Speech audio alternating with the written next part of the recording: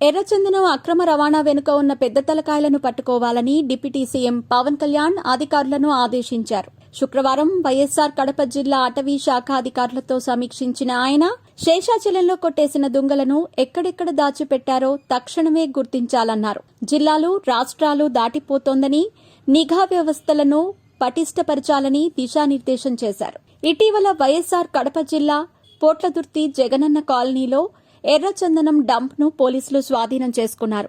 ఇందుకు సంబంధించిన వివరాలను జిల్లా అటవీ శాఖ అధికారులు శుక్రవారం ఉప ముఖ్యమంత్రి కార్యాలయానికి నివేదించారు. ఈ డంప్ లో 158 ఎర్రచందనం దుంగలు దొరికాయని, వీటి విలువ 1,06,00,000 అని నివేదికలో పేర్కొన్నారు.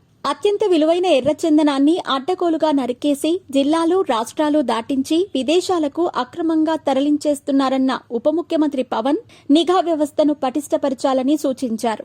అక్రమ రవాణా చేస్తున్న వారిని అరెస్ట్ చేయడంతో పాటు వాళ్ల వెనుక ఉన్న పెద్ద తలకాయలను అదుపులోకి తీసుకోవాలని ఆదేశించారు. ఎర్రచందనం స్మగ్లింగ్ దందాపై డిప్యూటీ సీఎం పవన్ స్పందిస్తూ శేషాచలం అడవుల్లో భారీగా ఎర్రచందనం వృక్షాలను నరికేశారని అన్నారు. ఆ దుంగలను ఎక్కడెక్కడ దాచారో తక్షణమే గుర్తించాలని స్పష్టం చేశారు.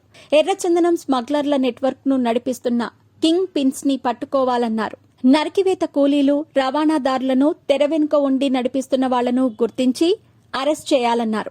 అలాంటి కింగ్ పిన్స్ ని ఎట్టి పరిస్థితుల్లో తప్పించుకోకుండా కేసులు పగడ్బందీగా నమోదు చేయాలన్నారు. గతంలో ఎర్రచందనం స్మగ్లింగ్ కేసులో అరెస్టై బెయిల్ మీద బయట తిరుగుతున్న వారిపై నిఘా పెట్టాలని పవన్ కళ్యాణ్ అధికారులకు సూచించారు. వారి కార్యకలాపాలతో పాటు వాళ్లకు ఎవరెవరితో లావాదేవీలు నడుస్తున్నాయి వంటి అంశాలపై నిఘా ఉంచాలన్నారు.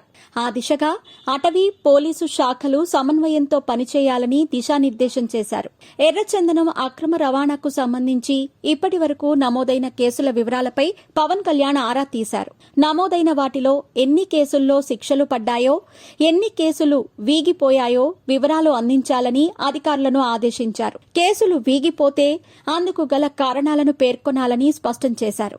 ఇతర రాష్ట్రాలు, నేపాల్ దేశంలో పట్టుబడ్డ కేసుల్లో అక్కడ ఉండిపోయిన ఎర్రచందనం దుంగలను తిరిగి తెచ్చుకోవటంపైన ప్రత్యేక దృష్టి పెట్టాలన్నారు.